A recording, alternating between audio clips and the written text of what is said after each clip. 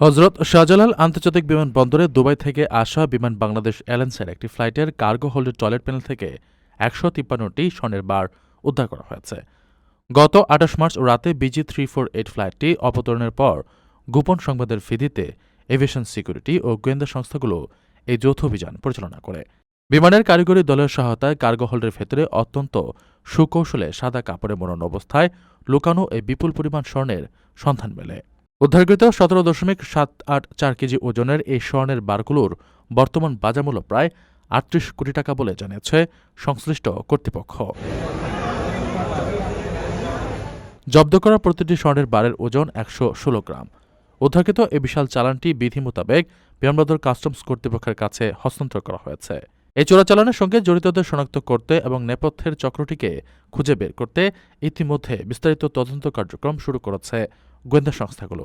বিমানবন্দর কর্তৃপক্ষ জানাচ্ছে, রাষ্ট্র সম্পদ সুরক্ষা এবং চোরাচালান রোধে এমন কঠোর নজরদারি অভিযান ভবিষ্যতেও অব্যাহত থাকবে। এভিয়েশন সিকিউরিটি বিমানবন্দরের নিরাপত্তা ও শৃঙ্খলা রক্ষায় সর্বদা সতর্ক অবস্থানে রয়েছে। এই ঘটনায় জড়িত কাউকে ছাড় দেওয়া হবে না বলে হুঁশিয়ারি দেওয়া হয়েছে।